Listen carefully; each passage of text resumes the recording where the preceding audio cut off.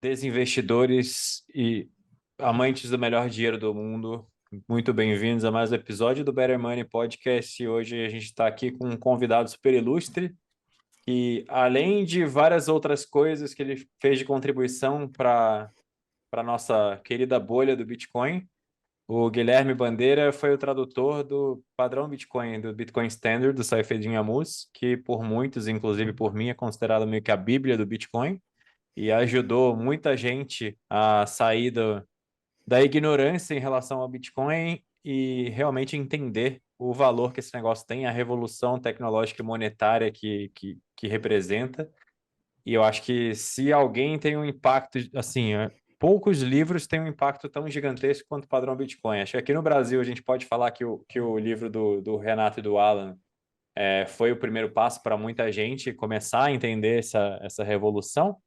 Mas eu, cara, para todo mundo que eu indiquei o padrão Bitcoin foi assim transformador. E então, Guilherme, seja muito bem-vindo ao Better Money Podcast e muito obrigado por ter traduzido essa obra-prima. Tudo bem Eu que contigo? agradeço. Tudo bem, obrigado pelo convite. Muito bom falar com você, Bernardo. Bom, Guilherme, conta pra gente um pouquinho sobre a sua história. Eu sei que você é um filósofo e um advogado, mas quem era o Guilherme Bandeira pré-Bitcoin e o que o Bitcoin representou em termos de transformação? Todo mundo tem a sua história de como o Bitcoin entrou na vida dele e como que ele se transformou. Então eu sempre acabo perguntando para todos os convidados aqui qual que é a sua história com o Bitcoin. Bitcoin mudou muito minha vida e a minha história com Bitcoin começou. Eu tinha interesse teórico sobre a moeda forte desde 2008, quando primeiro eu li o Hayek e ele faz uma defesa da moeda forte e da competição livre de moedas. Então, na faculdade eu li o Hayek e eu li que ele tinha essa tese polêmica na época de que seria melhor que o monopólio estatal da moeda era algo muito ruim, né, para a qualidade da moeda. Então, o Bitcoin nem tinha sido criado ainda. Então, desde que eu li o Hayek na faculdade de Direito, eu me interessava pela questão monetária. Mas só foi mais tarde na minha vida, quando eu descobri o Bitcoin, que eu vi que existia uma implementação, uma solução tecnológica nativa da internet que foi proposta por um criptógrafo anônimo e que dava concretude a algo para mim que era meramente especulativo. Antes de conhecer o Bitcoin, eu estava naquele lugar muito difícil de você querer comprar ouro e prata e metais preciosos sem também ter muita confiança nas instituições. Então, eu procurava Isso é fundos. interessante, que tem muita gente que entende o problema do dinheiro fiduciário e aí vai lá e automaticamente se transforma num gold bug. Só que quando a gente se transforma num gold bug, a gente meio que está querendo ignorar a realidade do mundo atual, em que o ouro tá meio que. Ele foi capturado, né, pelo sistema, e infelizmente ele não é mais um ativo que nos protege dessa diluição do poder de compra. Depois a gente pode falar um pouco mais disso, não quero te cortar, te Uhum. cortei no meio da sua Não, claro. introdução aí. Não, é ótimo. Mas então, eu fui um tipo de gold bug, mas eu também não confiava no. Eu comprava aqueles papéis lá de ouro lá da bolsa, mas eu não sabia se aquilo era lastreado, não tinha confiança. E eu vejo que muitas pessoas os libertários, os gold bugs, eles assumem uma postura um pouco ludita, né? Eles não acreditam, eles não entendem de criptografia, também acham que, que, não, que uma moeda digital também não faz sentido, então eles retroagem e vão para um ativo que ele já foi completamente desmonetizado, né? Então, é algo como você tentar voltar para trás e não reconhecer que o ouro tem sido desmonetizado no século XX inteiro. E pela própria falha do ouro, né? O ouro, ele é custoso de transportar, ele é custoso de verificar, e então, se você analisa puramente a teoria monetária, ele não é um bom bem monetário, porque Uhum. ele não tem ele não tem uma vendabilidade no espaço muito grande. Então, para eu pagar com ouro, andar com moedas de ouro, era a melhor solução para preservar o poder de compra, mas ele não é uma boa solução para meio de troca. Ele é muito custoso. Você vai transportar, andar com moedas de ouro no bolso ou prata no bolso, e a pessoa que vai receber aquilo ele não vai conseguir verificar de uma forma barata se aquilo é verdadeiro ou não. Então, o ouro ele foi desmonetizado, claro, pelos estados, porque os estados capturaram o ouro no século XX, porque ele foi centralizado nos cofres dos bancos, e ele foi desmonetizado via força, né, força estatal, mas ele também foi desmonetizado porque ele, se você analisar friamente, ele também não era um bom bem monetário. Então, o Isso que você falou Bitcoin... é crucial, porque eu acho que o Pode ouro, continuar. ele já falhou como dinheiro uma vez na história. Ele durante muito Isso. tempo foi o menos pior dos dinheiros. Se a gente Uhum. pegar lá as 5 propriedades monetárias e falar, ok, o ouro era o melhor que tinha durante milênios e por isso todo mundo usava o ouro como padrão monetário.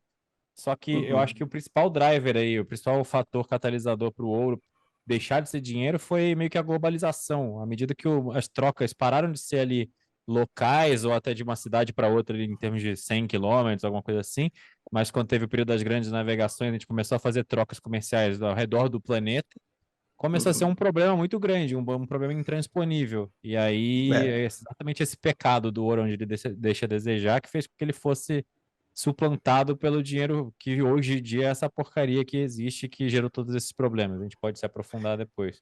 Mas eu não vejo como um É, mundo totalmente digital e globalizado, alguém vai voltar para um dinheiro que já falhou lá em 1500. é impossível, porque é um erro pensar que o ouro consegue ter escala. O ouro não consegue ter escala. O que traz escala ao ouro é o crédito de ouro, que é uma promessa. Uhum. Então, algumas pessoas pensam, e se nós digitalizarmos o ouro? Então, o ouro ficar num cofre, você tenta digitalizar, dividir em várias partes e criar um token digital, mas você está recriando um sistema de crédito no ouro. Então, o ouro só ganhou escala com bancos e o sistema bancário, registros de bancos. Então, no século XIX, o telégrafo foi uma grande invenção monetária até, porque você conseguia fazer transferências intercontinentais de crédito de ouro. Então, o banco mandava uma nota e dizia, olha, esse meu cliente, ele mandou tal quantidade de ouro para você, de Nova York para Londres, por exemplo. Mas o Uhum. ouro não se movia, o que movia era o crédito de ouro. Então, o ouro ele nunca ganhou escala. E é impossível você colocar um ouro e mandar o próprio ouro em si, a partícula, a molécula de ouro, e mandar via internet. Você viola as Claro. leis da física. Então, o ouro ele nunca vai ser um bom bem monetário para uma economia globalizada. Ele pode ser um bom bem, se você restringir o ouro num nicho, num lugar específico, até que pode existir, porque você vai ter uma comunidade que vai confiar naquele registro de ouro ou naquele ouro que está ali. Mas ele nunca vai ganhar uma escala global, como é a ambição de todo o padrão monetário. Então, o padrão ouro, que nós pensamos no século XIX, desde 1870 até 1914, ele foi um sistema que se baseava muito em crédito também. Não é que o ouro ele era transportado tão facilmente. Uhum. E se nós analisarmos que a moeda ela é necessária para que haja trocas entre pessoas que não se conhecem, o ouro em si pela fisicalidade, por ele ter massa, né, porque o Bitcoin são bits, né, bytes, e você consegue transportar isso por meio de canais de comunicação na velocidade da luz, praticamente. O próprio fato do ouro ter massa é uma coisa ruim. Então, nenhum bem monetário que tenha composição física vai ser suficiente para a economia global ou para uma economia interplanetária, que é o que a gente está que vai ser o Pelo, rumo da civilização para frente. pelo simples fato de que se esse negócio é físico, está aqui no mundo físico, alguém precisa armazená-lo com segurança, e isso tem custos, Isso. isso tem riscos, certo? Tem E riscos de aí, verificação. se você quer fazer um ouro, uma moeda digital lastreada em ouro para atender esse mercado globalizado digital dos dias de hoje, você inevitavelmente está transferindo o mesmo poder que não deveria existir, que hoje é do Federal Reserve e dos outros bancos centrais, que armazenam o ouro, do Departamento de Tesouro, sei lá onde fica o ouro, lá em Fort Knox, enfim. Mas um agente que está ali mancomunado com o Estado. Você poderia fazer uma moeda, criptomoeda lastreada em ouro que está num cofre em algum lugar. A pessoa Isso. que cuida da chave do cofre, ela tem esse poder que não deveria existir, né? O poder absoluto que corrompe absolutamente. É, Então, acho que e isso é crucial. As pessoas às vezes não entendem o quão importante é o fato do Bitcoin ser um dinheiro nativo digital e, portanto, não estar no mundo físico atrelado à matéria, como você falou. por isso que é importante alguém entender de provas criptográficas, porque são as provas criptográficas do Bitcoin que garantem a confiabilidade do sistema, a prova criptográfica assimétrica. Então, se um bloco é confirmado, eu tenho a garantia criptográfica e matemática de que aquele bloco é válido e que ele se integrou à rede do Bitcoin, que meu nó confirmou. E isso é uma história irrevogável. Ele tem a liquidação final e ele é verificável muito facilmente e de uma forma muito barata globalmente. Então, o ouro ele nunca vai ser verificado automaticamente globalmente por vários pares, né? Vários Uhum. membros da rede. Eu preciso de um espectrômetro e eu consigo. E é um processo muito custoso. Para você verificar se o ouro é verdadeiramente ouro, é necessário, para ter 100% de garantia, você precisa derreter ele e recompor todo o lingote de ouro. Isso é um processo muito caro. Então, já que estamos falando da minha jornada para o Bitcoin, eu estava nessa angústia, né, de entender os problemas da moeda fiat, mas não conhecer nenhuma solução, até que eu conheci o Bitcoin e foi uma revolução na minha vida, porque ao contrário do que as pessoas pensam, eu sou muito risk adverse, né? Eu sou muito avesso ao risco. Eu não sou da área de investimentos, eu estudei filosofia, estudei direito. E eu sempre Engraçado que gostei. você falou, eu vi o seu podcast com o Alexandre Costa. Falando nisso, um abraço para Alexandre Costa. E eu Abraço estava para lá Alexandre. esses dias também. Mas eu estava vendo a conversa e eu fiquei surpreso de saber que você era um advogado barra filósofo, porque o jeito que você fala e como você se atenta às propriedades e você vai a primeiros princípios, tentar entender como cada coisa funciona, como o ouro funciona. Eu jurava que você era um engenheiro, você tem uma cabeça de engenheiro, meio Michael Saylor, assim, de analisar as coisas. Mas continua, desculpa. Não, a formação, eu não me considero um filósofo, me considero especialista em bibliografia filosófica, porque a Ah, formação que eu tive era justamente de análise conceitual e lógica. Então, eu me interessava por filosofia da linguagem e lógica. entendi. E também uma tradição cética do pensamento, né, que vai desde David Hume até, até a antiguidade. Mas o, isso me deu uma capacidade, eu gosto de analisar a linguagem de uma forma conceitual, né? Eu não, os jornalistas gostam de palavras e os matemáticos e filósofos gostam mais de conceitos. Então, pensar através de conceitos traz mais rigor para a gente tocar a nossa vida, né? Então, eu acredito que essa formação, inclusive, foi importante para entender o Bitcoin e para eu ter um certo ceticismo em relação ao que a falsa confiabilidade que o sistema financeiro me dava, porque na própria GV eu tive formação em economia e eu tive a sorte de ter um professor, quando estava desenrolando a crise econômica mundial de 2008, eu tinha um professor que ele tinha acabado de voltar de Wall Street e ele era próximo ao Nassim Taleb. E ele falou, Tá. olha, tem um... E foi quando eu li o Cisne Negro e ele falou, olha, existe um pensador, ele é um trader e também é um metido filósofo que escreveu um livro chamado Cisne Negro. E exatamente isso está acontecendo nesse momento. Então, como eu me formei justamente quando o sistema Fiat estava numa das suas maiores crises, eu nunca confiei, né? Eu sempre desconfiei das instituições financeiras. Uhum. Então eu tive sorte de ter também esse contato com o Nassim Taleb desde que eu me formei. E quando o padrão Bitcoin saiu, em 2018, o prefácio Era dessa do primeira Taleb. edição era do Nassim Taleb. Então eu falei, nossa, é um livro prefaciado pelo Taleb, e eu li vorazmente todos os livros do Taleb.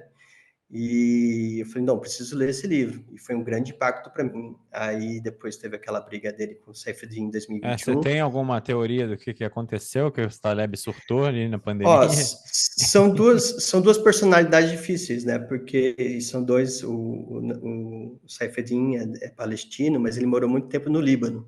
Então Uhum. são dois, eles conviveram, eles eram amigos, né? Eles tiveram eles se encontraram, já jantaram juntos. O Seyfried já contou já que eles já se reuniram várias vezes pessoalmente. Mas a questão crucial da briga deles não foi da questão, não foi do Bitcoin em si, eu acredito, mas do quanto eles achavam corretas as medidas impostas pela pandemia, pelos estados durante a pandemia. O Nassim Taleb ele teve uma postura muito mais estatista e deve sim ter várias medidas de política pública para evitar o vírus, então lockdowns, máscaras. E o Seyfried, desde o começo, teve uma postura mais libertária e falou, não, vamos desconfiar dos experts e isso daí vai ser usado para aumentar o autoritarismo. E eu acho que a história mostrou que o Seyfried estava certo e o Taleb estava errado. Mas o Taleb, ele tem um problema muito grande com o ego dele. E se você se expõe muito, como ele é um intelectual público, é muito difícil você desdizer o que você disse e admitir que você estava errado. Claro. E o Seyfried também errou em algumas vezes, mas é difícil admitir. E a personalidade deles é muito difícil. Então, o Nassim Taleb deu um rage quit, né? Antes ele falava muito bem do Bitcoin, falava que era um ativo antifrágil. Ele já postou foto falando que ele dormia muito bem, sabendo que ele tinha ouro e Bitcoin no portfólio dele. Mas começou uma briga pública entre os dois. E eu fiquei muito impactado com essa briga na época. Eu escrevi até um artigo no meu Substack chamado 100 Heróis, que é essa necessidade que a comunidade Bitcoin tem de sempre matar seus heróis, né? E eu faço uma analogia ao sistema do ostracismo na Grécia Antiga, porque a democracia grega também, quando alguém ficava muito poderoso, era necessário expulsar essa pessoa da polis, porque essa pessoa podia virar um tirano. E eu acredito que a comunidade Bitcoin ela tem esse aspecto de expulsar pessoas que ficam muito proeminentes na área. Então, já houve vários casos de pessoas que se afastaram e foram muito criticados. O próprio Satoshi Nakamoto, eu acredito que foi um tipo de ostracismo. Então, eu faço uma reflexão sobre isso, de você precisar, às vezes, matar seus heróis para que ele não tenha muito poder e que o ego não influencie tanto o seu julgamento. Então, acho que é da natureza da E o comunidade Taleb bitcoinheira nunca, não ter heróis. ele virou um hater do Bitcoin oficialmente? Ele vendeu todos os seus Bitcoins, publicamente Então, falando? é impossível saber, mas Sim, sim. ele shortou, ele disse que shortou, né, em 2022, e ele escreveu um paper chamado The Black Paper of Bitcoin, alguma coisa, Black Paper, alguma coisa assim, Tá. é um paper sobre o Bitcoin, falando que ele é um ativo o valor dele real é zero. Só que ele também, nessa briga, ele brigou com um ex-aluno dele, é um espanhol trader e jogador de pôquer, especialista e matemático. Chama Pérez. E o Pérez fez uma análise crítica desse paper do Bitcoin. E tem uma variável na fórmula que ele usou para dizer que o valor do Bitcoin é zero, que é o valor do tempo. E eles consideram completamente a história que o Bitcoin tem de ser uma tecnologia que ela está sobrevivendo ao efeito Linde, né? Então, quanto mais tempo algo permanece, maior a probabilidade desse algo permanecer no tempo. Uhum. E, e ele foi, eu vi esse comentário, esse paper do Taleb, e o próprio Taleb não usa seus próprios critérios teóricos e matemáticos para analisar o Bitcoin. Então, esse paper do Taleb ele tem erros crassos de análise. Então, eu acho que ele se colocou numa posição desconfortável de virar um hater público e não conseguir voltar atrás depois. Então, ele está num caminho sem volta. Que, que briga, cara. Só digo isso. Saiu muito caro. Tem Se um dos ele tweets pode. favoritos que eu tenho do Saifedin, desculpa, é um que ele Foi bem na época da pandemia, porque acho que o Taleb surtou para um lado e eu e o Saifeddin para o outro. Eu também era Uhum. totalmente anti-máscara, anti-picada, anti-tudo, anti-medidas do governo. E eu lembro na época que eu estava no grupo lá da comunidade paga do Saifeddin, então tinha aqueles calls semanais e tal. E eu seguia mais de perto. E tem um tweet maravilhoso dele que era alguma coisa do tipo. é, Alguma coisa do tipo que a função dos maximalistas é ser o mais tóxico possível para alienar os comunistas e torná-los irrelevantes no futuro, porque eles não vão ter dinheiro. Era maravilhoso. Eu batia, eu estava 100% alinhado e continuo alinhado com essa visão de mundo. Quando as pessoas falam que o Bitcoin é o dinheiro do inimigo, é apolítico, eu entendo, porém, eu acho que existe uma contradição grosseira aí entre você enxergar o mundo sob a ótica de um progressista ou de um comunista, um socialista, e ser pró-Bitcoin. Tem uma disparidade absurda. E se a gente fizer um bom trabalho e alienar essa galera, talvez no futuro eles sejam menos representativos, tenham menos poder político, menos poder de voz, e a gente possa criar um mundo melhor, mais descentralizado, com mais liberdade, que seja melhor para o Bitcoin prosperar também. Mas saímos numa tangente aí, eu te cortei e saí numa tangente. Não, eu concordo que o Bitcoin tem fundamentos incompatíveis com certas filosofias políticas, principalmente essas autoritárias e coletivistas. Um dos meus aspectos da superioridade moral do Bitcoin é que ele é fundamentado na liberdade individual, né? Então, ele é algo que você tem uma distribuição mais justa de riscos e propriedade, né? Então, a propriedade para o Bitcoin, ele é uma propriedade não vinculada a um padrão político, mas sim a sua capacidade e a sorte que você teve na vida de entender o protocolo e adotar ele na sua vida. Então, é algo que é uma decisão individual, não é a vontade coletiva que vai dizer se você tem ou não um ou outro Bitcoin, como é a propriedade política normal. Então, até os direitos de propriedade tradicionais garantidos por estados nacionais, ao fim e ao cabo, eles são sujeitos a essa vontade política coletiva. Então, a aceitação que a autoridade política tem daquele seu claim em relação a certa propriedade. Mas o Bitcoin, como ele é baseado em provas criptográficas e chaves privadas, você pode ter certos esquemas de multisig ou certos tipos de custódia corporativa que dividem o risco e a propriedade entre algumas pessoas, mas isso não é nada parecido com o tipo de fundamento da propriedade que o Estado dá em relação às propriedades físicas, que é através da força e da coerção. Então, as filosofias autoritárias, e dentre elas a comunista e a fascista, elas estão baseadas na força e na violência, né? Então, a grande tragédia política, né? De você conseguir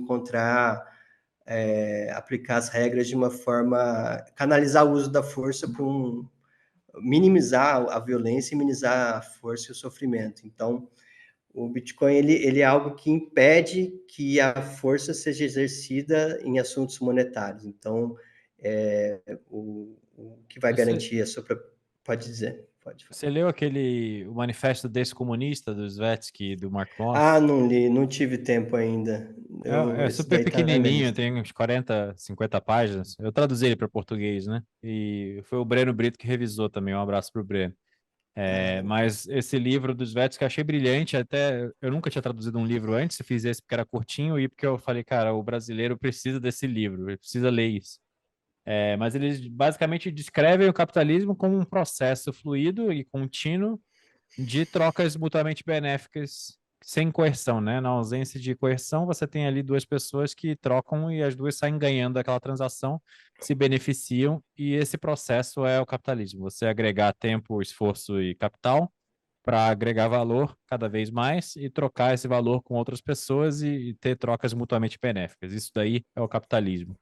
E, portanto, não é um sistema antagônico ao comunismo, ao socialismo, e sim um processo fluido que tem diferentes graus em diferentes sociedades. Então, você tem sociedades com mais ou menos capitalismo. O Brasil tem cada vez Uhum, menos.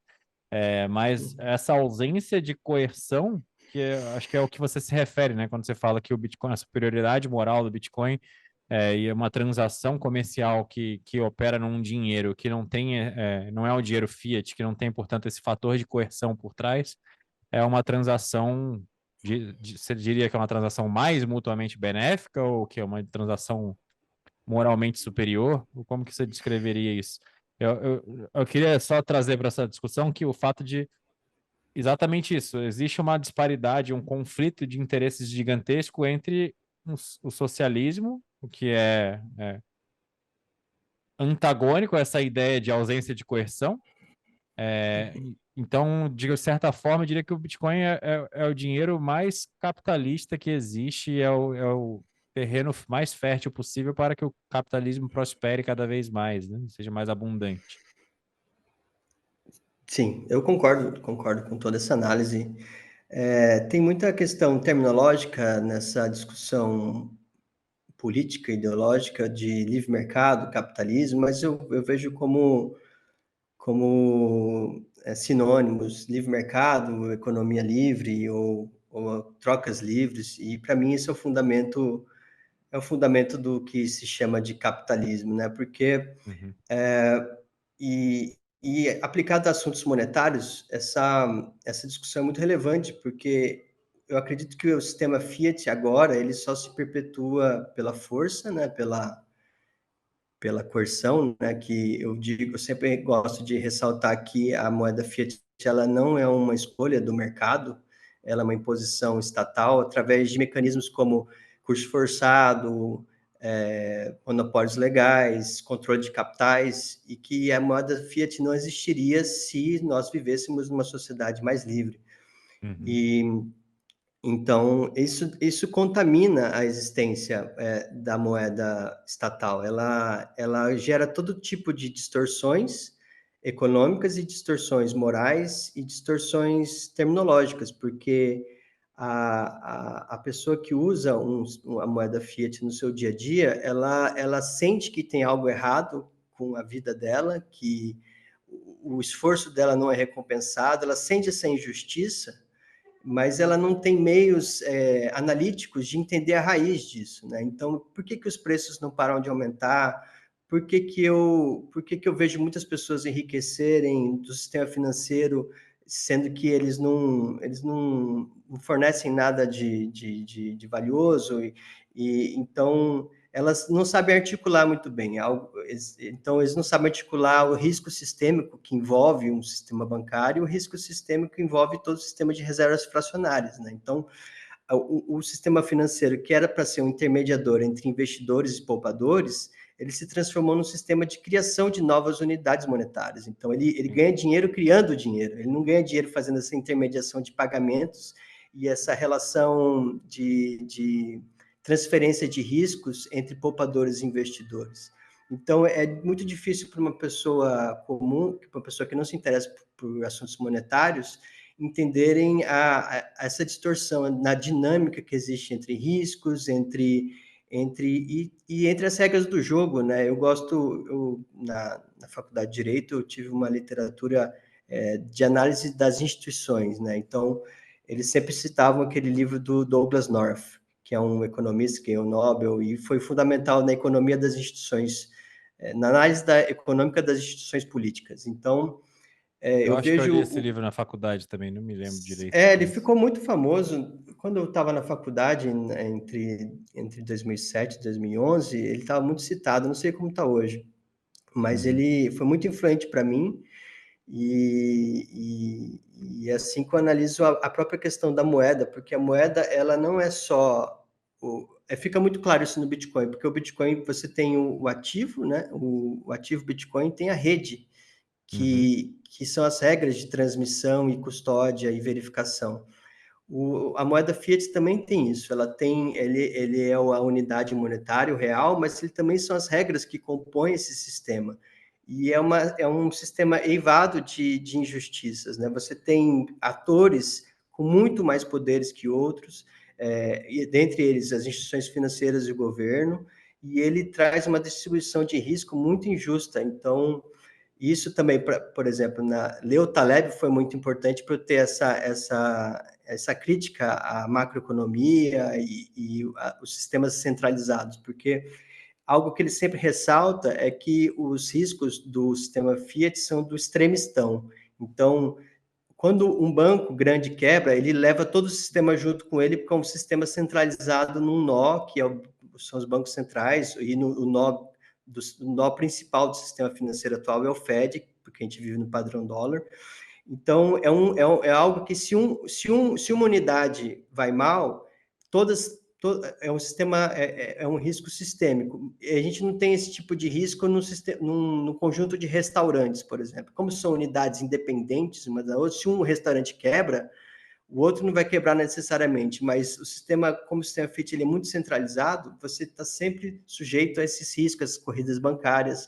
E o que nós temos visto desde 2008 para cá, são que qualquer resposta, qualquer estresse no sistema, a solução, o linguajar dos banqueiros centrais temos várias ferramentas, temos várias formas de resolver esse problema, mas o que eles acabam fazendo é só injetar mais liquidez no sistema e diluir as pessoas que usam aquela moeda. Então, São várias artimanhas e nomes bonitos para impressão são de dinheiro.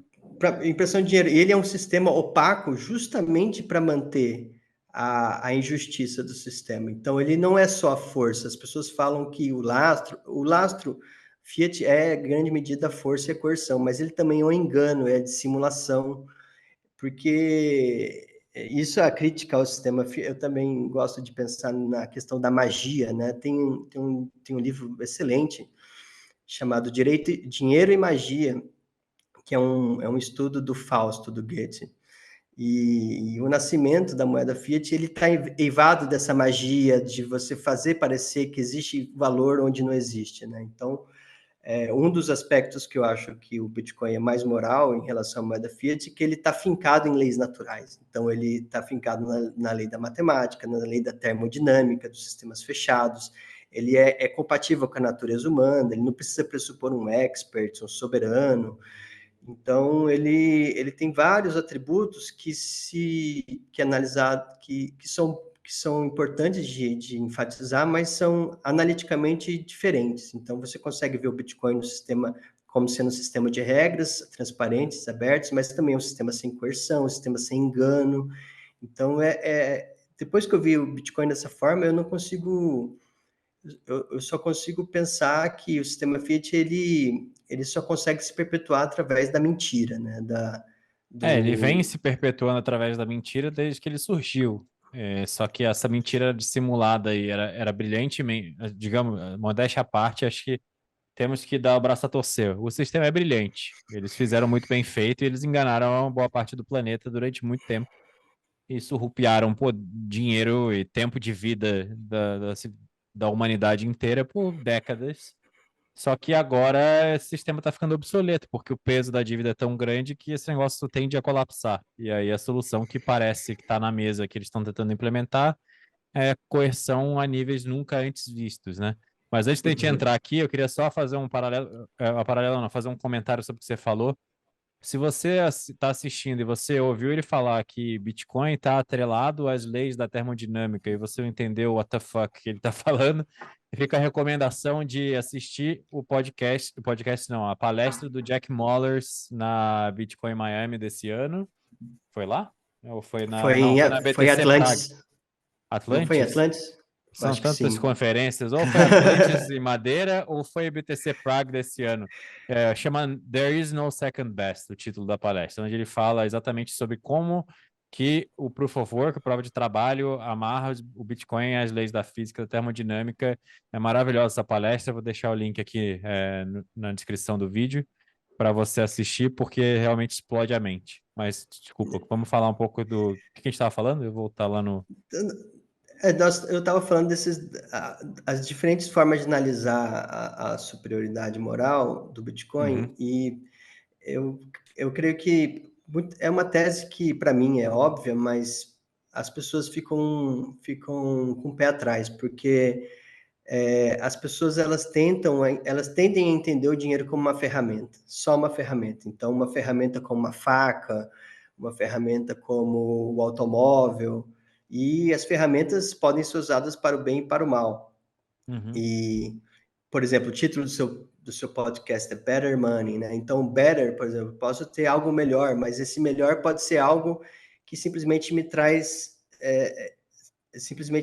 ganhos de produtividade. Então, uma faca mais afiada é melhor que uma faca cega. Nesse sentido, ela é better. Mas o dinheiro, ele é um bem específico. Ele não é um bem qualquer. Ele é um bem que ele serve, ele nasceu e ele se desenvolve para facilitar as trocas. E ele é algo que deve ser adotado de uma forma livre. Então, se um dinheiro ele é muito injusto, por exemplo, um dinheiro hiperinflacionário, ele deixa de ser adotado. Então, os participantes, aqueles que adotam o dinheiro, eles precisam ver algum sentido naquilo de adotar aquilo como representante de valor, né? Porque, como você disse no seu resumo lá do livro do Svetsky, o dinheiro ele representa também um esforço, né? Ele representa o trabalho que eu empreguei, um bem que eu fiz a alguém. Eu espero receber esse bem em troca. E na minha conversa com o Leta, a gente desenvolveu bem esse ponto que ele facilita o que se chama de altruísmo recíproco, né? Então, ele O cria uma Mallers rede. fala isso direto também, que Bitcoin, que dinheiro é uma representação virtual, abstrata, alguma coisa assim, de tempo e esforço. É tempo e Sim, esforço representado através dessa ferramenta. sim. E a base do capitalismo é um pouco essa. Ela necessita que as pessoas ofereçam um trabalho e guardem o fruto do seu trabalho de uma forma segura, sem risco de contraparte. Para mim, esse é o Uhum. resumo do Bitcoin. Então, ele não é um ativo especulativo, ele não é um investimento, ele não é uma security, ele não é uma participação acionária, ele é uma forma de guardar os frutos do meu trabalho, é uma forma mais acabada e perfeita de poupança, né? Que em inglês é savings, né? Sim. Então, ele é um seguro contra a insegurança, ele é um seguro contra a entropia do futuro. Então, É, ele é um ativo líquido que eu vou usar no futuro para quando eu precisar. E para isso ele precisa guardar o poder de compra dele. Então, ele tem várias características que cimentam, que fundamentam essa análise da justiça. Então, é é engraçado injusto. como tão poucas pessoas entendem isso. É Eu engraçado tuitei. porque como se fosse, como se nós fôssemos peixe e o dinheiro seja a água e o peixe não sabe o que é água, né? Que tem aquela Uhum. piada, né? Um peixe virou para o outro e falou assim: e aí, o que você está achando da água? Ele fala: o que é água? O que é isso que você chamou de água? O dinheiro é um pouco a água em que todos nós nadamos, mas as pessoas não se perguntam de onde veio, do que ela é feita, Sim. qual é a produção disso. E eu ouvi o seu podcast com o Alexandre, e aí me veio, acho que foi hoje de manhã, eu estava terminando de ouvir, e aí me veio um insight, eu fui lá e tuitei alguma coisa do tipo, só existem duas formas de ficar totalmente imune à inflação. A primeira é você trabalhar com algo que você pode reajustar preço conforme você achar necessário, então para acompanhar a sua inflação o aumento de preços da sua cesta, né, de consumo. E, além disso, não economizar um real. Tudo que você ganhar, você gasta. E a Sim. segunda forma é você comprar Bitcoin. Só que só uma delas te traz um futuro de prosperidade, abundância e liberdade. E é impressionante a É, quantidade de comentários de pessoas que não entenderam absolutamente nada daquilo. Os caras falam, dá para fazer os dois ao mesmo tempo. Não, não dá para poupar e não poupar ao mesmo tempo. Mas não. um gestor grande e famoso aí que apostou recentemente com o Instituto Mises, não, como é que é? Mrs. Capital. Mises Capital, exatamente. O Pedro Cerise comentou lá e falou: existem outras formas, você só não as conhece. Aí eu falei: me Hum, ilumine, por favor. E aí ele falou que você pode se proteger de diversas formas, com imóveis, com ações e etc. Ok, mas você traz riscos intrínsecos aí de outras classes de ativos que estão tendo prêmio monetário, porque é meio que uma sim. aberração. Você está usando imóvel como um hedge contra a inflação, quando na verdade o imóvel tem outra finalidade, que é abrigar pessoas, ser moradia, ser, enfim. Ações é a mesma coisa, está tomando risco da empresa. Você comprou ações da Americanas para se proteger da inflação, você literalmente É, tomou no cu quando teve uma fraude bilionária. Então, assim, não é exatamente para isso que serve. E à medida que as pessoas entendem o Bitcoin, mais e mais pessoas vêm entendendo, esse prêmio monetário que está em ativos inferiores, que não são monetários, vai ser sugado como na analogia do buraco negro, né? O Bitcoin vai sugando o prêmio monetário de outros ativos inferiores, que não são dinheiro tão bom quanto o Bitcoin é. vai. E sem contar toda a confusão do termo inflação, né? Do que é inflação e como medi-la, né? Porque inflação é aumento da base, e esse aumento da base ela se reflete de uma forma muito diferente se você é um trabalhador manual, sem ativos, ou e só sobrevive do salário, ou se você é um investidor sofisticado que consegue se expor a dólar e consegue se proteger da melhor forma. Porque e isso explica por que os gestores tradicionais da Faria Lima, eles são anti-Bitcoin, né? Porque o Bitcoin, ele traz uma solução sem risco de contraparte, sem necessidade de você acreditar num especialista, que não vai ter taxa, você consegue fazer autocustódia, não se preocupa com variação se você faz uma compra recorrente, então ele desmonetiza a vida do Faria Limer, ele Exato. desmonetiza não só a vida do Faria Limer, como toda a produção intelectual e reports e necessidade de acompanhar a bolsa, toda uma cultura de investidores que não era necessário ser investidores, né? Eu tenho um artigo no Substack que chama É Proibido Poupar. E nele eu falo que o médico, o carpinteiro, o professor, eles não querem ser investidores, eles não a divisão de trabalho é uma coisa muito linda na humanidade, porque faz com que Uhum. você traga algo de valor na sua especialidade. E na moeda fiat, você precisa ganhar o dinheiro duas vezes. Você ganha o dinheiro com o seu trabalho e você tem que ganhar de novo para preservar o poder de compra. E nessa ganhar o dinheiro de novo, você precisa confiar nesses especialistas gestores da bolsa, que nem eles entendem o risco que está associado a profissão deles, né? Se você olhar para um ponto de vista talebiano, né, do cisne negro. Então, nem eles sabem do risco que eles estão colocando os fundos dos poupadores. E como você E disse, agora mesmo eu poupar, tava almoçando com a minha esposa e ela mostrei, comentei sobre esse tweet. E aí ela falou, engraçado, os Faria Limers não entendem o Bitcoin mesmo, né? Eu falei, ou eles não entendem, ou é que realmente eles não querem entender, porque quando seu ganha-pão depende de não entender isso, fica difícil provavelmente ele não entender. vai E aí é entender. que nem o CEO da Blockbuster vai falar que a Netflix não tem valor, até a hora que ele não tiver mais um emprego, porque a dura realidade é uma pílula amarga de que eu não sou mais necessário para a sociedade. O que eu faço não é mais tão valioso assim, e, portanto, os meus luxos aqui que eu tive a vida inteira exercendo esse papel, talvez estejam com os dias contados. Exato. E aí ela falou, mas se o cara entende isso, ele deveria fazer algum tipo de movimento, ou pelo menos falar a verdade. Eu falei, isso é inevitável que se ele não se mexer, ele vai se tornar obsoleto. Mas a única solução seria ele fazer um movimento tipo o Rafa Zaguri fez, e abandonar Wall Street e ir trabalhar com Bitcoin. A questão é que não existe espaço para todos os Faria Limers e Wall Streeters no Bitcoin, simplesmente porque o Bitcoin não tem essa necessidade de você ficar criando produtos hipercomplexos e É, derivativos e isso e aquilo. É uma tecnologia de poupança. É muito difícil, inclusive, empreender e montar startups do Bitcoin, porque você não tem muito o que fazer. Tipo, as pessoas só pegam a porra do Bitcoin, compram, acumulam, fazem autocustódia. E tem alguma coisinha ou outra que elas precisam de serviços de empresas. O resto, por não ter esse risco de contraparte e ser algo que você faz de forma não custodiante, cara, é muito simples, né? Então você meio que simplifica o ecossistema. Essa galera fica toda obsoleta. e tem uma outra questão que, se você olhar a história econômica, só recentemente, do padrão Fiat para cá, ou seja, 50 anos, o setor de investimentos, o setor financeiro alcançou a proporção que ele alcançou.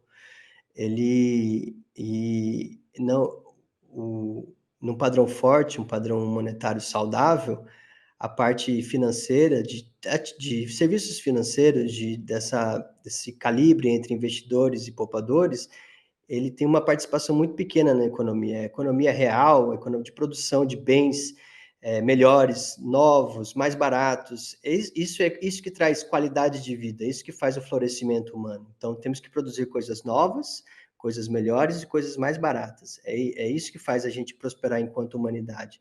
E não é um grande, eu vou empacotar aquilo que causou, né, a crise financeira de 2008, eu vou empacotar em MBS, né, Mortgage Backed Securities, eu vou vender aquilo para um outro banco, o outro banco vai revender aquilo, criando bolhas de crédito. Então, só de 50 anos para cá que o setor Faria Limer, né, vamos dizer assim, o setor de Wall Street ganhou essa proporção. E Sim. você vê que não é uma e para mim essa raiz também desse sentimento de injustiça que tem, que logo depois de Wall Street foi canalizado, né? Teve o Occupy Wall Street, mas o Occupy ele teve duas ramificações, né? Então ele teve a ramificação da esquerda, que virou o Partido Democrata, os PSOL, ou também na Europa, os partidos de esquerda vieram e falaram, não, temos que regular mais, ou o Estado tem que regular mais os bancos, e ele teve uma ramificação libertária, né? Então, eu vejo o Satoshi Nakamoto como uma resposta Sem dúvida. à crise financeira, mas a única resposta tecnológica capaz de fazer uma crítica correta ao sistema financeiro, e não trazer mais regulação, não trazer mais presença do Estado, mas sim mais liberdade e tecnologia. Eu sempre Então, falo isso, que todo socialista ou todo esquerdista que é bem intencionado, né? Porque hoje em dia você tem muitos deles só querem basicamente dinheiro sem trabalhar, né? Via arrancar dos outros. Mas os que são bem intencionados e que estão preocupados com a questão da desigualdade social, da renda, etc., eles só são libertários confusos. A maioria deles só tem um mau entendimento do problema, da causa raiz do problema. E eles estão ali olhando o efeito cantilhão e falando, porra, tem alguma coisa de fundamentalmente errada com o capitalismo que existe nessa sociedade. uhum, Precisamos uhum, suplantar esse capitalismo com um sistema melhor, com outros incentivos. Só que aí eles começam a se confundir e se embananar inteiros, quando na verdade o problema é o dinheiro. Essa é a é. causa raiz, dinheiro quebrado. Eles têm a falsa concepção de que a economia é um jogo de soma zero, que para alguém enriquecer, outra pessoa tem que empobrecer. Uhum, E, de certa forma, nós estamos num regime econômico de soma zero, em grande parte por falta de produtividade e por excesso de efeito cantilho e inflação. Então, realmente, existe uma apropriação de valor via diluição da moeda de muitos e na mão de poucos, né? Existe uma socialização dos riscos e uma privatização dos lucros. Isso é claro que está existindo, mas a economia não é isso. A economia é isso. A economia é uma troca benéfica entre duas pessoas. E se você tem uma moeda forte, você consegue especialização, poupança, investimento. Então, ela é esse processo livre e respeitoso e, na minha visão, moral também, de criar valor e de viver em comunidade e de florescer conjuntamente. perfeito. E nisso os empreendedores são fundamentais, a liberdade é fundamental. E, mas para isso tem que ter claro, é o que você falou, uma coisa é poupar, outra coisa é investir e outra coisa é consumir. São atividades completamente distintas. Se eu consumo, eu utilizo aquele bem para a minha vida pessoal e para as minhas necessidades básicas.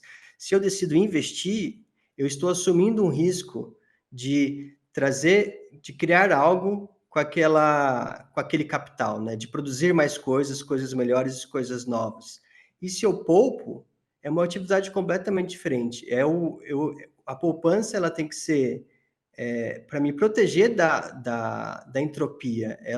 Uhum, Ninguém sabe o futuro completamente. Isso é algo que está muito claro em Mises, né? Então, o dinheiro ele é um seguro à entropia e à incerteza. Eu preciso de um bem líquido e vendável para conseguir sobreviver com liberdade, porque numa sociedade só de consumidores e só de investidores, é uma sociedade muito frágil. Se você tivesse completamente a consciência do que vai ser seu futuro, você não precisa poupar tanto, porque eu sei exatamente quando eu vou precisar consumir ou investir, mas ninguém sabe completamente o futuro. O futuro é opaco. Então, isso de você ter uma moeda forte, inconfiscável, ele é fundamental para uma sociedade resiliente e antifrágil. Então, a gente está muito vinculado a um paradigma da eficiência, e a eficiência ela pressupõe um conhecimento que a humanidade não tem do futuro.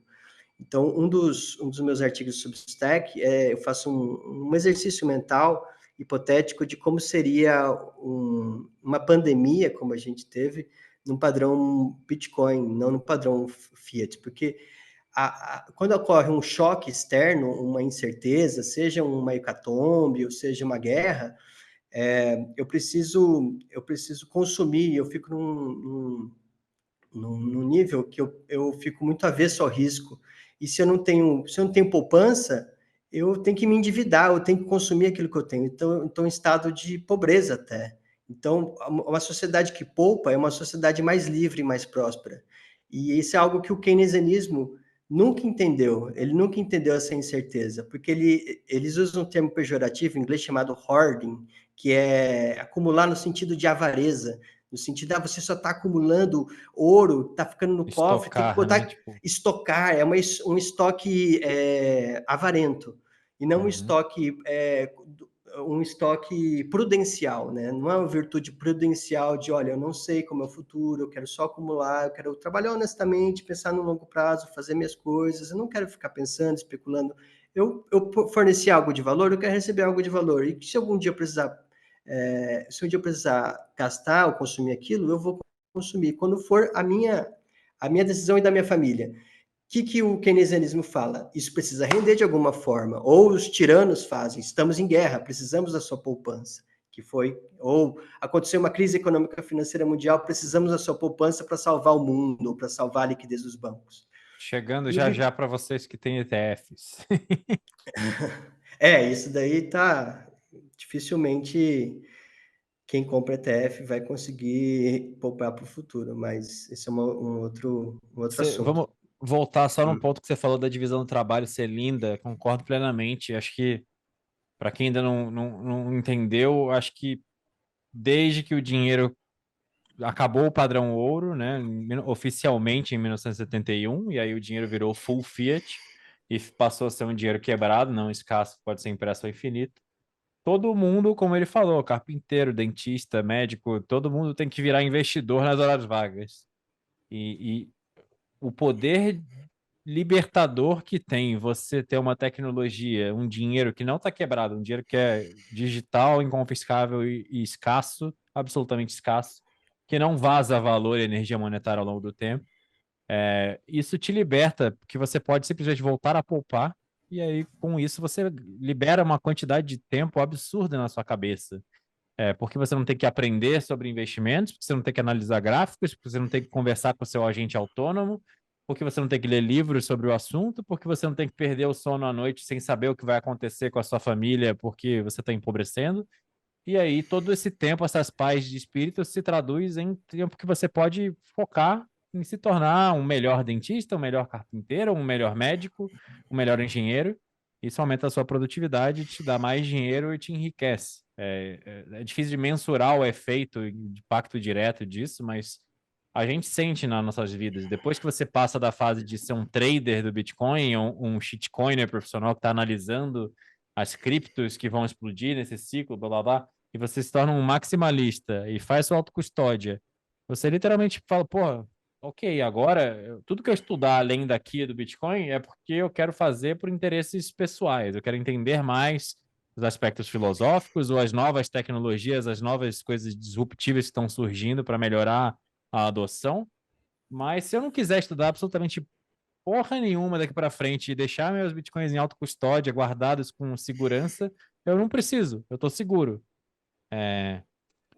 Foi muito pensando nisso que eu montei lá o curso Bitcoin 360, para pegar o cara do zero, que não entende nem o problema que o Bitcoin resolve, e levar ele à total soberania financeira, fazendo custódia, autocustódia com multisig. Dali para frente, se ele quiser seguir, estudar sobre Cashu, sobre FedMint, sobre, enfim, o que diabo ele bem entender, Arc, ele tá livre para fazer. Eu posso apontar, tem a comunidade, mas assim, não é tão difícil. Você precisa entender o problema do dinheiro fiat, as propriedades monetárias superiores do Bitcoin, história do dinheiro, refutar os FUDs, analisar a parte prática, como comprar, a diferença de comprar com e sem KYC, importância da autocustódia, fazer uma gestão de risco adequada, e fazer multisig. Você enxerga mais alguma coisa de necessário para o cara se tornar soberano? Ou é isso? É esse o livrinho do que fazer? Faltou plano sucessório, né? Sim, sim. Porque Tá dentro do multisig, né? tá Ah, dentro do multisig, tá? Então é isso. É pensar que é um projeto intergeracional, né? Se a gente fala em baixa preferência temporal, um Bitcoin, ele não, nós não vamos analisar em anos, nós vamos analisar em décadas. uhum. E isso é muito difícil para alguém hoje em dia, né? Com attention span de 12 segundos e, e contaminado de muita informação e, e também eu é, e também sem perspectiva de futuro, né? As pessoas elas estão muito pessimistas ou também nem pensam muito daqui a 50 anos, nos filhos, na família. Então, quanto mais eu vejo assim, a jornada do Bitcoin, a jornada do Bitcoinheiro, ela começa com a pessoa se preocupando muito com o preço no começo, e quanto mais ela vai avançando, mais ela se preocupa com a custódia. Então, é uma jornada que vai a pessoa vê muito gráfico e, no fim, e depois, quando ela já entendeu mais, ela está mais preocupada em como fazer a custódia segura, correta e robusta Você do diria que Bitcoin. está Então, ali atrelado àquela frase do Max Kaiser, que você não muda o Bitcoin muda você? Eu acho que isso é representativo da jornada de transformação pessoal, porque você chega no Bitcoin com resquícios do dinheiro fiat quebrado, está impregnado na sua cultura, na sua cabeça, e você vem com aquela alta preferência temporal. E aí você quer analisar gráfico, você quer ser trader, porque você quer ganhar cada centavo que tiver para ganhar na mesa. Só que você ignora o uhum, fato de você estar tomando riscos que se você desconhece. E aí uhum, vem as armadilhas das shitcoins, vem as armadilhas das pirâmides, vem as armadilhas dos airdrops e dos NFTs e uhum, etc. Quando uhum, você entende que, cara, não, isso aqui é risco, fazer trading é risco e eu preciso analisar uma outra área de conhecimento que é aprender a fazer trading de uma forma eficaz e ter a minha metodologia, minha estratégia, e agir como um robô, controlar a parte emocional, não usar alavancagem ou usar com responsabilidade. E se eu só vou lá estudar no curso básico do shitcoinheiro de sua preferência, que monta lá um curso do Bitcoin e mostra gráficos, indicadores, etc. 99,9% das vezes as pessoas vão perder dinheiro. É uma questão de tempo até elas começarem a perder dinheiro. Que elas vão. O uhum, fator emocional toma conta, né? Você ganha um pouquinho, aí você acha que é o melhor trader do mundo, aí você começa a aumentar a exposição, aumentar a alavancagem, e de repente, quando você vê, você está all-in num trade 20 vezes, o mercado vai contra você, você toma uma liquidada e você está quebrado. Isso acontece com é, todo mundo, aconteceu comigo, acontece com todo mundo que virou Maxi. Aconteceu com você na sua jornada também, não? eu não, é como eu falei, eu sempre fui avesso ao risco, sempre fui. Uhum. Então, eu nunca pensei que eu sabia de mercado. Claro, existem as tendências que eu analiso. Quando saiu o primeiro modelo do Plan B, em 2019, eu achei interessante, porque eu usava o conceito de stock to flow, né, que é a taxa de escassez. Então, era algo que me interessava. Hoje tem muita discussão sobre Power Law, né, que o Bitcoin segue a lei de Sim. potência, que são discussões interessantes, mas eu acho muito nociva a cultura do trader para o Bitcoin, muito, muito nociva mesmo. Uhum. E análise on-chain eu acho interessante para quem para quem quer entender como funciona a time chain. Então, os modelos de UTXO, que significa confirmar na rede, os balanços, isso é uma análise importante para você entender, porque não é um modelo fácil de entender o que é uma UTXO, como ela se movimenta, o que significa o troco. Tem uma parte técnica que é importante, mas eu acho muito nociva essa cultura do trade, que também, infelizmente, o Bitcoin não é imune a isso, mas eu acho que tem que ser descartada e é um caminho natural. Às vezes as pessoas só aprendem pela dor mesmo, de tentar ir para o trade e depois tomar um rect e depois falar, não, agora vou fazer o certo, vou só Eu sou fã do DCA, né, que é o compra recorrente, e tem alguns estudos, inclusive do Rafa Zaguri, que fala que lump sum é melhor no longo prazo, mas eu acredito que psicologicamente a compra recorrente é sem dúvida melhor, porque se você compra um pouco sempre, se o preço cai, você está feliz, se o preço sobe, você está feliz porque subiu. Se você dá um lump sum no momento errado, por exemplo, no começo do mês passado, você já está menos 7%, menos 10%. Então, se você coloca uma grande quantidade de uma vez, eu já vi várias histórias assim, conhecidos meus que entenderam o Bitcoin, falaram, não, vou investir, e colocaram uma certa quantidade grande num período e demorou muito tempo para recuperar o dinheiro, e se ficaram traumatizados mesmo. Então, para quem entende, a intuição natural é ou especular ou também colocar tudo, mas pode ser custoso psicologicamente para quem não tem um emocional de ver o negócio cair 30%, até 80% no bear market, e eu acho que isso afastou muita gente. Eu vejo muita gente traumatizada com a volatilidade, porque as pessoas confundem, principalmente a mentalidade Faria Limer, confundem volatilidade com risco, né? Sim. Sendo que uma das lições da estatística é que quando a volatilidade de curto prazo é suprimida, que é o sistema que a gente vive, se suprime a volatilidade natural do mercado, de tempos em tempos você tem uma grande volatilidade, que é o extremistão lá do Taleb. Mas o Bitcoin ele está no mediocristão, que ele chama. Então é uma volatilidade livre, é um preço. Ele responde à crise de liquidez muito rápido, mas ele também responde à vontade do mercado muito rápido também. E ele está imune aos controles de capital, está imune ao controle governamental. Então ele vai ser mais volátil, acredito que vai continuar volatilidade muito grande. Então, nesses anos do Bitcoin, eu vejo que, às vezes eu tenho vontade de falar para a pessoa fazer o lump sum, mas psicologicamente tem que analisar isso, sabe? A paz de espírito da pessoa, isso que nós estamos falando, de não precisar ficar acompanhando o gráfico.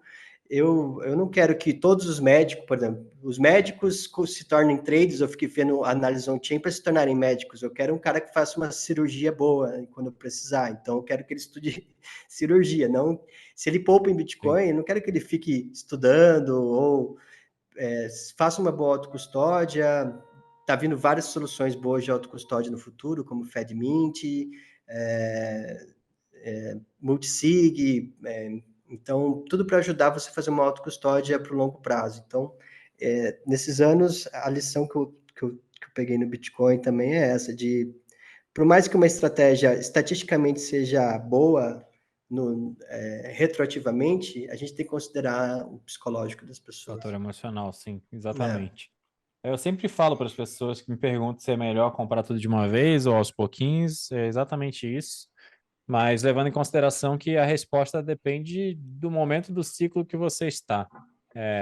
Vai ser matematicamente, financeiramente melhor você comprar tudo de uma vez ou aos poucos? Depende. Se você estava em novembro de 2021, quando o Bitcoin bateu 69 mil dólares, era melhor começar a fazer um DCA, porque daí você, quer dizer, um DCA, porque daí você ia comprar preço médio mais baixo.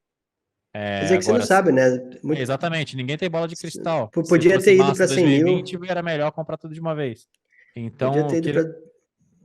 Não dá para como saber a gente não também. tem bola de cristal, a gente tem que meio que dar um chute. Em que momento do ciclo estamos? Achamos que vai subir ou que vai descer? Para simplificar, é mais fácil você simplesmente fazer o seu DCA, puro e simples, e tirar esse fator emocional de lado. Depende Agora, tem do um perfil outro da lado pessoa. também, que é o que o Zaguri fala, que ele fala sobre os imóveis serem voláteis. Se tivesse um ticker na tela no seu computador que mostra o preço do seu imóvel em tempo real, provavelmente você ia enxergar essa volatilidade no gráfico. E aí você fizer o Uhum, paralelo e pegar o Bitcoin e falar, imagina um cenário hipotético, você compra o Bitcoin hoje e você só vai poder saber o preço dele daqui a 4 anos, você não consegue mover esse negócio, ele está ali numa caixa preta e só daqui a 4 anos você pode vender. Como seria o gráfico do Bitcoin? Seria basicamente uma linha reta para cima. uhum, Então uhum. não existe volatilidade, só existe volatilidade para quem não sabe exatamente o que está fazendo, para quem não entendeu. Que é 99,9% das pessoas no planeta que estão aprendendo sobre o Bitcoin, uma classe de ativo totalmente nova, uma tecnologia nova. Então, para a maioria das pessoas é melhor fazer com que a volatilidade não seja inimiga delas e tirar esse fator emocional do meio de campo. É um excelente ponto esse, porque o Bitcoin é o único ativo que tem, ele é marcado a mercado globalmente 24 horas por dia, 7 dias por semana. Eu vi uma estatística super interessante falando que se nós considerarmos o tempo em que a Bolsa Americana ficou aberta de 71 até agora, é um tempo menor do que a existência de trade de Bitcoin, que a primeira exchange foi fundada em 2010 até hoje. Então, em tempo, o Bitcoin já é mais longo que a Bolsa Americana no padrão Fiat. Mas Nossa, que o, loucura. é uma loucura isso. Então, nós estamos sempre sujeitos à marcação ao mercado, porque o Bitcoin sempre tem preço. Isso é um ativo líquido, né? Um ativo líquido e vendável globalmente. Isso tem sua vantagem, mas tem a desvantagem, porque as pessoas, ele é muito transparente, né? O Bitcoin é muito transparente. Então, às vezes, há riscos no imóvel, no mercado de imóvel, que não ficam submersos. Que a pessoa ela vai saber dos riscos quando ela vai tentar liquidar um imóvel, por exemplo. Vai ter riscos de contraparte, vai ter riscos de custos que ele não tinha calculado, custos com corretagem, custos no sistema cartorário, às vezes a liquidez é muito baixa, então se a pessoa está procurando um ativo para guardar valor no longo prazo, o imóvel é muito ruim, principalmente no Brasil, né? Que também tem o imóvel precificado em real no Brasil. Então você assume tanto o risco do mercado imobiliário quanto o risco da moeda brasileira. Então, Sim. então ele é algo que se vende muito, mas aquela venda que o vendedor não conta toda a história do jogo, né? Não conta toda a história dos riscos que estão envolvidos. Isso é muito parecido com o Faria Limer também, né? Por exemplo, se o governo ele muda a taxação de um fundo, como mudou recentemente a taxação de fundos imobiliários, os fundos despencam. Uma canetada uma medida provisória, uma canetada do ministro da Fazenda pode fazer seu fundo perder 50% do valor, 100% do valor. Sem É uma, contar que, além de tudo isso, todos esses problemas e a falta de segurança jurídica que existe no Brasil, todo e qualquer a classe de ativo, seja imóvel, seja ações, seja fundo, etc., que está denominado em reais, para você ter acesso a esse dinheiro e poder transferi-lo, movê-lo, mandar para outra pessoa, mandar para outro país, gastar, fazer o que você bem entender, você precisa liquidar fazer a venda desse ativo e receber reais na sua conta do banco, que é facilmente confiscável a todo momento. Então, dado tudo que está acontecendo aqui na República das Bananas, você tem opiniões, digamos, polêmicas, como o Bernardo, como talvez o Guilherme tenha, não deveria ser muito recomendável você botar 100% do seu patrimônio em qualquer coisa que, se você falar alguma coisa no Twitter, ou se você entrar no Twitter e algum juiz não gostar, você pode simplesmente ser confiscado. Tenha isso em mente. Esse é o perigo da cultura do cancelamento, porque há poucos anos atrás, o cancelamento era um cancelamento social, né? Você falava algo errado numa rede e você era cancelado pelas pessoas que não concordavam. Agora, eu acho que a cultura do cancelamento é um prelúdio à cultura da expulsão, né? Do degredo, do campo de Do concentração, né? Gulag. Porque É. do gulag digital, porque é aí que está caminhando, né? Como a centralização da sua vida digital está extrema, então sua conta, sua rede social, seus perfis, seu celular até, a sua conta no Google, sua conta na Apple, estão elas estão criando os mecanismos de coerção que vai ser usado contra você. Eu penso assim, se uma moeda pode ser diluída, ela vai ser diluída, porque os incentivos para a diluição da moeda são muito grandes. Então, Uhum. se isso existe, tem um termo técnico para chamar inflação tecnológica, né? Então, se algo adquire um ágio monetário, aquilo fica muito suscetível à diluição e à criação de novas unidades, porque atores econômicos e políticos vão tentar se apropriar daquele valor. O Bitcoin ele só consegue ser escasso porque ele é inelástico em relação à oferta. Então, ele resiste à inflação tecnológica e ele é impossível de ser inflacionado, fora das regras do protocolo. Então, se uma tecnologia pode ser usada contra você, é bom você pressupor que um dia ela vai ser usada contra você. Então, por Sem isso que dúvida. existe um casamento muito grande entre a ideologia do Bitcoin, da moeda forte, e da ideologia do FOSS, né, do Free and Open Software. Então, se você usa um software que ele não é aberto, que ele pode conter malwares, pode conter regras que vão te prejudicar, que vão te espionar, provavelmente essas regras vão ser usadas contra você. Então, está existindo um despertar global de não só a moeda, mas como todos os sistemas de informação e software, de que aquilo pode ser as regras que controlam aqueles protocolos e aqueles softwares e aplicações, elas são usadas contra o indivíduo e sem a consciência, sem que você perceba, né? Então, por isso que existe um casamento natural entre Bitcoin e Nostr, por exemplo. Uhum. Existe um ethos que junta os dois, de nós não queremos ser microgerenciados na nossa vida. Eu quero ter uma vida soberana, eu quero ter uma vida livre. Eu não quero que as pessoas usem os algoritmos para me manipular. Eu quero ser mais livre nesse sentido que a humanidade só está vendo agora, né? Que existem algoritmos, existem softwares que conseguem manipular o comportamento humano sem a consciência das pessoas de uma forma massificada.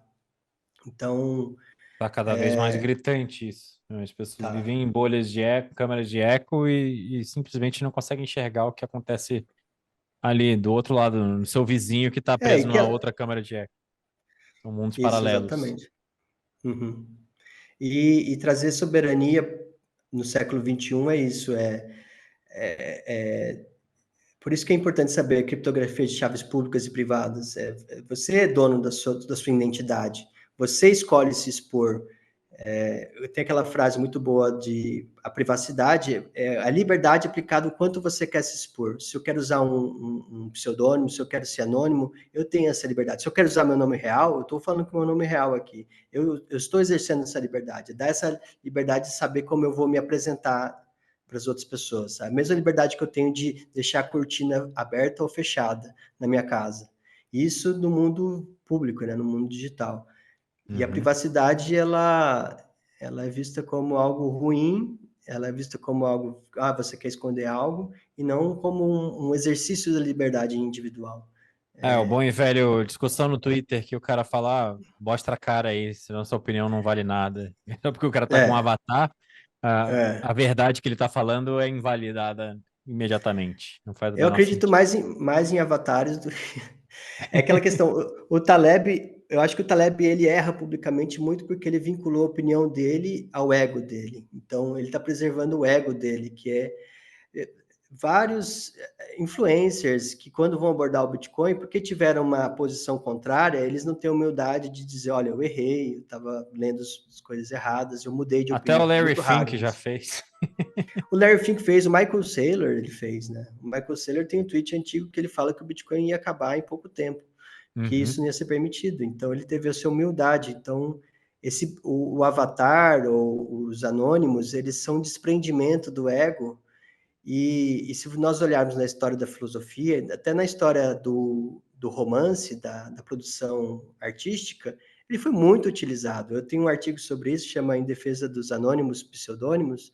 Eu conto, por exemplo, o Encilhamento, é uma obra escrita para criticar as políticas monetárias do Rui Barbosa, ele foi escrita com pseudônimo, pelo Uhum. Visconde de Toné. Então, o pseudônimo, os avatares, foram muito utilizados na literatura. E ele traz mais liberdade. Muitas discussões filosóficas eram feitas em latim, não na linguagem, na língua corrente, porque davam mais liberdade de você discordar das pessoas sem que as pessoas não ficassem tão ofendidas com certas discussões. Então, esse Sim. jogo de linguagem e identidade, ele traz mais liberdade. E o Bitcoin, as redes sociais livres, eles trazem esse aspecto também. Guilherme, como você está de tempo? É, eu queria, assim, a gente pode levar horas aqui, mas eu não sei se você está apertado de agenda ou não. Mas queria fazer mais uma pergunta. Acho que você falou lá também no podcast com o Alexandre sobre teve uma parte que eu achei bem legal, que o Alexandre te perguntou se o Bitcoin foi descoberto ou inventado. E aí Uhum. você fez o argumento de que ele foi de fato inventado e não descoberto, mas que é um mix das duas coisas. Explica um pouquinho melhor esse conceito para a Eu galera. fiquei um pouco em cima do muro. Não, mas foi brilhante a forma que você explicou, porque muita gente fala, o Bitcoin foi descoberto, ele é uma propriedade da natureza, um negócio praticamente sagrado, que é reinvenção. O próprio Svetsky tem um artigo que é o Fire Bitcoin Teleportation, né? Fogo, Bitcoin e teletransporte. Ele fala que a humanidade vai avançar. Primeiro ela descobriu o fogo, agora descobriu o Bitcoin, é um salto quântico aí em termos de evolução, e por Uhum. próximo passo seria o teletransporte. Então, nesse aspecto, talvez o Bitcoin fosse uma descoberta, mas o que você me fez refletir ali sobre como que o Bitcoin foi de fato aplicação de várias inovações que foram Uhum. descobertas ali da matemática, mas juntar tudo de uma forma meio que artesanal e brilhante que Satoshi fez foi uma invenção. Conta um pouquinho pra gente Sim. mais sobre isso aí. Metafisicamente, eu discordo que o Bitcoin é uma descoberta, porque ele não é um elemento natural, Tá ele, na ele tabela não é periódica. ele não é algo. A existência física do Bitcoin, se nós, a rigor, se nós formos verificar, o Bitcoin não existiria sem os nós, né? Sem a existência do Uhum, hardware que, que, que, que mantém a rede. Então, são milhões e milhares de pessoas utilizando a rede e rodando os seus nós. Se não existir nenhum nó de Bitcoin, não existiria o Bitcoin. Então, uhum, eles são nós que fazem o enforcement de regras, que são analisadas e são aplicadas por software. Isso é o Bitcoin do ponto de vista da sua fisicalidade. Mas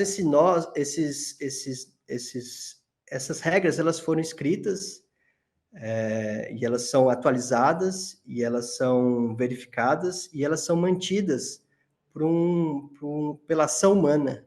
Então, o Bitcoin ele é o consenso social também da aplicação dessas regras. Imaginamos um mundo sem humanos e só com o software e só com os nós. Ele também não existiria, porque a ação humana de usar aquilo, de dar significado àquelas regras, é que traz a existência do Bitcoin. Então, vamos pensar num jogo de xadrez. O xadrez ele tem várias formas de existir. Ele pode ser só o tabuleiro de xadrez, pode ser as regras escritas de como se joga aquele jogo, e pode ser o jogo em si que está acontecendo, né? Então, ele tem essas camadas. Quando alguém fala que o Bitcoin foi descoberto e não inventado, ele está querendo trazer um aspecto importante de que a escassez digital que o Bitcoin criou, ela não pode ser recriada certo. segundo essas regras. Então, a pessoa está preocupada em dizer, e se fizer uma cópia? Por que a cópia não vai ser... Por que eu não posso multiplicar as cópias do Bitcoin? E o que traz essa impossibilidade de reproduzir a escassez digital do Bitcoin é justamente a história e o consenso social que existem naqueles nós e naquelas regras. Mas o Satoshi Nakamoto, para desenvolver as regras que fizeram parte do protocolo, que fizeram parte do código-fonte, elas foram uma junção de várias tecnologias que começaram a ganhar mais concretude na década de 70, mas ela só foi possível a partir de 2001, por exemplo, quando foi divulgado o SHA-256. Tem um artigo muito bom que eu recomendo que todos leiam, chama Bitcoin The Worse is Better, do Guern. É um artigo antiquíssimo, ele é de 2011, que ele traz esse argumento de que o Bitcoin, o Satoshi, ele não era um criptógrafo inovador, ele não inventou uma criptografia. Ele não inventou a árvore Merkle, que foi inventada pelo Ralph Merkle. Ele não inventou a criptografia de chaves públicas e privadas. Ele juntou várias tecnologias que existiam de uma forma nova e numa história de experimentação monetária, porque tem Sim. o ARPO antes, tem uma B-Money, existem várias tentativas de juntar semelhantes ferramentas que ele juntou e ele traz algo que é o ajuste de dificuldade. Então, ele juntou de uma forma que deu certo em relação à natureza humana, que deu certo em relação à forma como ela foi emitida, porque o Bitcoin ele não estava no destino da humanidade encontrar o Bitcoin. Ele foi Aqui no uma canal a grande... gente fez um vídeo, um web documentário sobre os cypherpunks, exatamente para explicar para as pessoas, ilustrar Uhum. o contexto em que o nascimento do Bitcoin estava inserido. E aí agora o próximo vídeo que a gente vai soltar é sobre Satoshi e White Paper, para mostrar como que ele saiu desse cenário, desse caldeirão de ideias borbulhantes ali, e pegou o melhor de cada uma e criou essa revolução que é o Bitcoin. Sim. E é fundamental saber essa história, porque você tem a noção do quão Satoshi foi brilhante e do quão Satoshi foi humano também, porque as primeiras versões tinham bugs seríssimos, que tiveram que ser corrigidos por outros criptógrafos, por outros desenvolvedores, e que olharam aquele código open source, por isso que é importante ser open source também, porque tem milhões de olhos ou milhares de olhos olhando aquele código e verificando aquele código. Se fosse closed source, o Satoshi ficasse trabalhando 10 anos e soltasse, podia ter bug que nem ele sabia. Uhum. Então, o Satoshi era humano, os e-mails do Malmi, que ele soltou, escreveu até um artigo sobre isso, que foram divulgados recentemente lá no processo do Craig Wright, mostram que ele muito provavelmente era uma pessoa só, não trabalhava em equipe, e foi necessário a ajuda de outras pessoas para revisar o código, que ele trabalhou 18 meses antes de lançar o white paper. Então, e que continha erros também, continha bugs. Você falou E no episódio com o Alexandre que você trocou e-mails com quem? com o Nick Szabo. Segundo o Diego Collin, que veio aqui no canal há um tempo atrás, eu não me lembro exatamente qual foi o argumento e quem que divulgou, mas a tese dele é que Nick Szabo é Satoshi. Então talvez você tenha trocado e-mails com Então, Satoshi. a honra é grande. O Satoshi é muito acessível, aliás. Eu tenho um e-mail dele, ele respondeu muito rápido e respondeu muito bem. Eu pensei que ele não fosse dar muita bola, mas eu li todo o blog dele, chama Unenumerated, tá até agora, é Blogspot, tá online até hoje.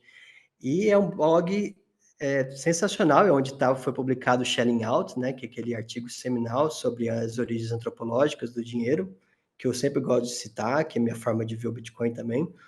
Está citado muito no padrão Bitcoin, mas esse blog ele tem uma história rica de teoria do direito, que é a minha especialidade, filosofia do direito, e antropologia e biologia. E o Nick Szabo, ele é ainda, né? Ele é um polímata, né? Ele é uma pessoa que sabe muito de muita coisa.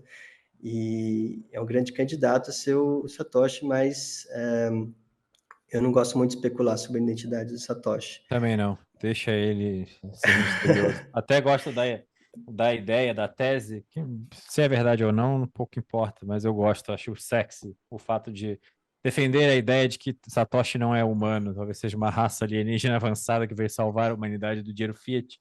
Então, parece É, fictício, meio distópico, mas é legal de pensar isso. é O que é uma Alan coisa. Reicher também já defendeu a ideia de que Satoshi é o Messias, porque o Reicher é judeu e acredita que Satoshi é a volta do Messias. Tem esse viés messiânico, eu vejo mais pessoas tendo mas é um Messias diferente, né? Porque é um Messias em forma de tecnologia, né? Que não está entre nós.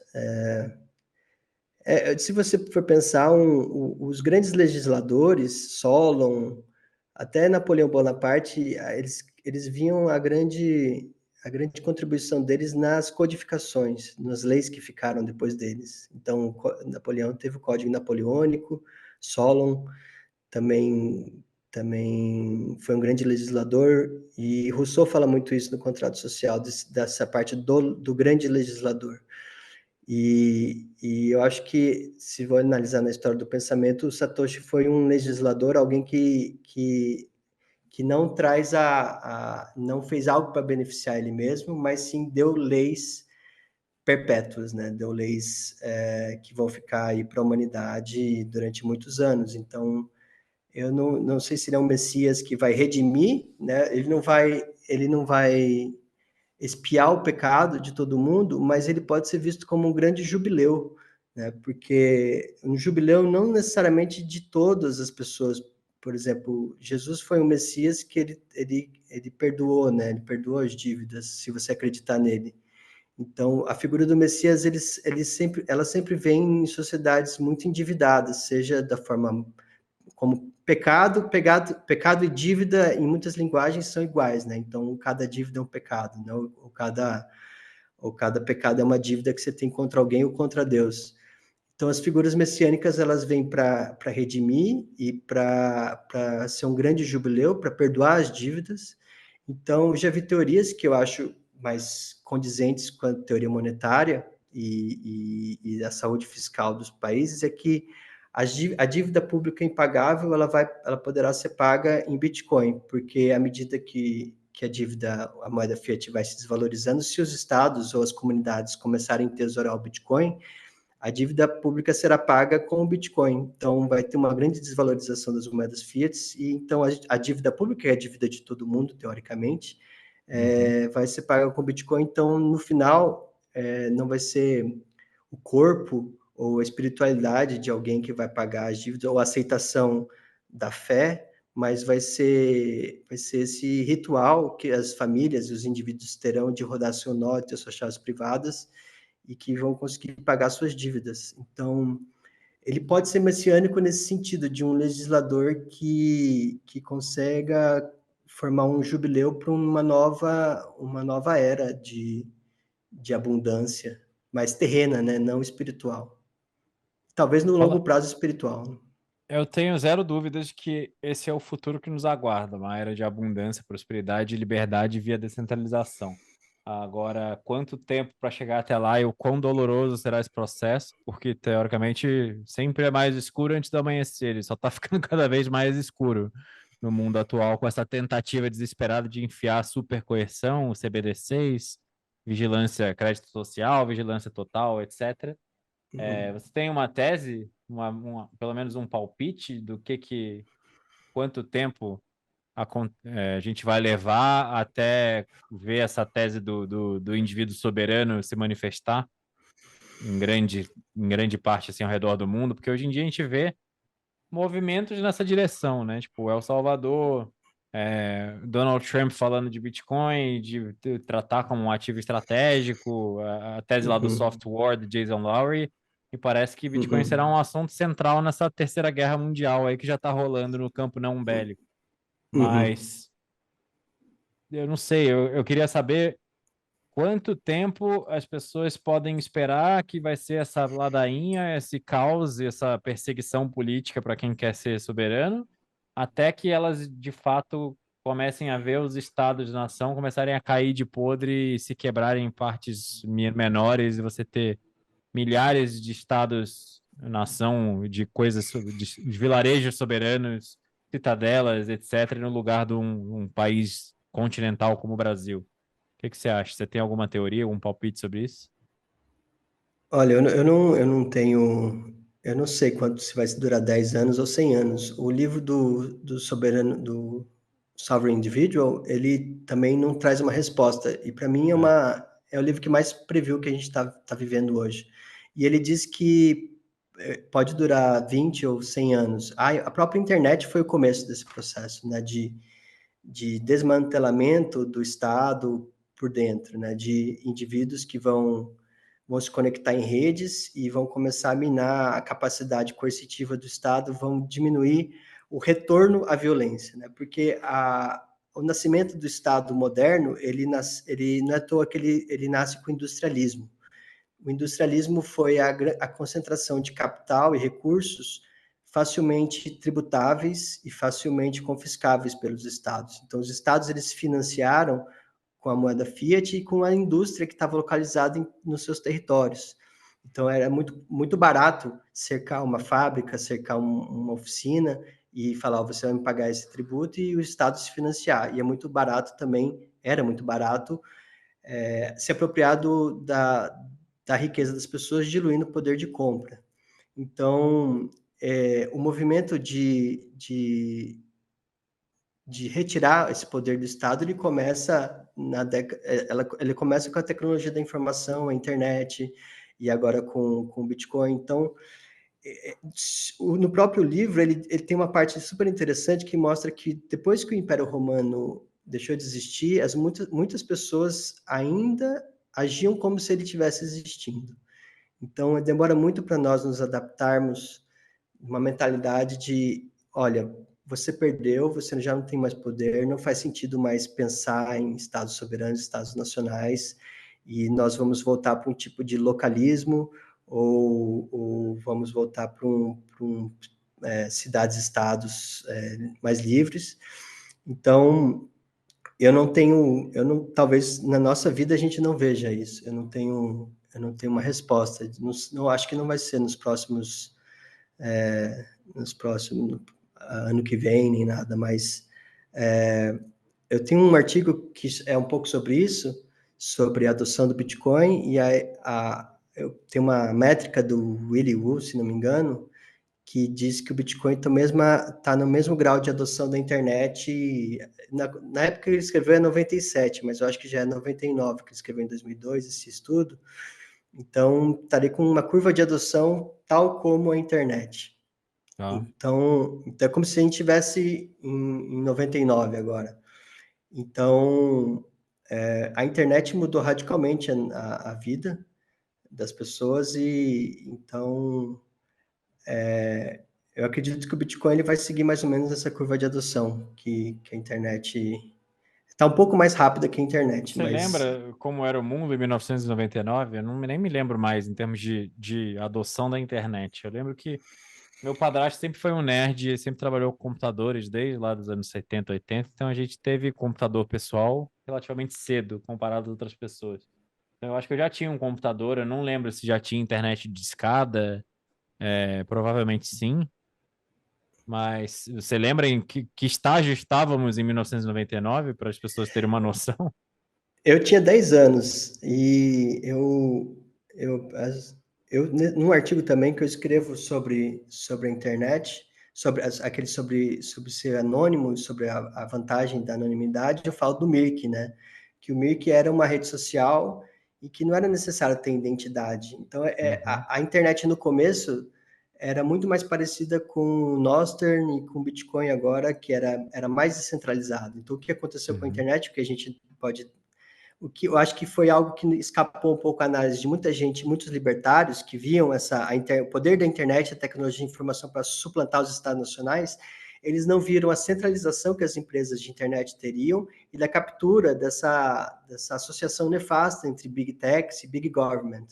Então, é algo que é uma lição que nós temos que ter com o Bitcoin, de não deixar de centralizar o Bitcoin assim como a internet foi centralizada, né? Com os browsers, com os serviços de busca do Google. Então, Engraçado, dá para traçar um paralelo aí entre o Google e o mercado Bitcoin, então, da Binance ou a Coinbase. a Coinbase, eu acho que o maior risco hoje do Bitcoin, sem dúvida, é a Coinbase. Sem dúvida, é você concentrar essa quantidade de satoshis e até de mercado na mão de uma exchange eu acho que foi uma política estatal americana de falar, vamos eleger uma grande exchange para nós capturarmos, e ela vai fazer toda a custódia corporativa, a maioria da custódia dos ETFs, e ela vai determinar o preço, né? Vai determinar o mercado. Então, Aqui no não Brasil a gente podemos. tem, não salvo as devidas proporções, a gente tem o mesmo movimento acontecendo, né? Com as Bom, empresas da B Cripto e na cama com o governo ajudando a criar a CBDC, sim. fazendo a questão do confisco rápido de moedas, enfim. Mas isso é bom porque se tem isso no longo prazo vai ser muito prejudicial às exchanges. É igual o Sim. shitcoin, igual elas começaram a mexer com shitcoins. Se elas ficam tão associadas ao governo, elas vão ter menos satoshis depositados lá. As pessoas vão se preocupar mais em autocustódia.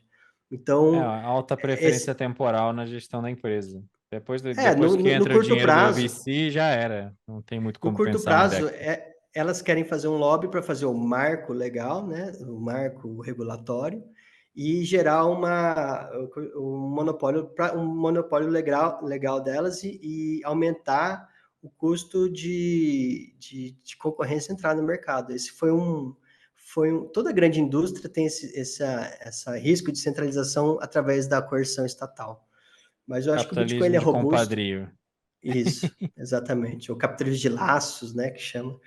Então, infelizmente, as empresas de cripto brasileiras, a maioria entrou para esse ramo, mas eu acredito que se a cultura bitcoinheira e maximalista, se a gente dizer assim, se nós usarmos esse termo, que eu não gosto muito, mas se os bitcoinheiros, os bitcoiners, mantiverem esse ethos de autocustódia, privacidade, soberania financeira e autossoberania, vai ser um bom caminho. E eu acho que a gente tem ferramentas e capital humano e conhecimento para gerar soluções melhores de custódia, como o FedMint e outras soluções de multisig que vai dar mais paz de espírito e segurança para as pessoas.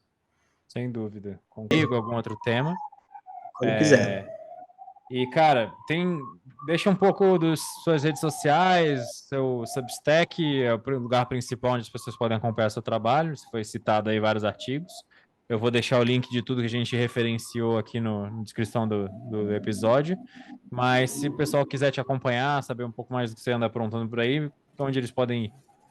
Lá no meu Substack tem tudo, tem minhas redes sociais, Guilherme Bandeira, substack.com, se não me engano. E eu estou no Nostr, lá tem a minha chave pública no meu Substack, mas eu tenho o NIP05, que é guilherme.bandeira@plebspace, Tá? pleb.space, e é fácil de me encontrar lá também.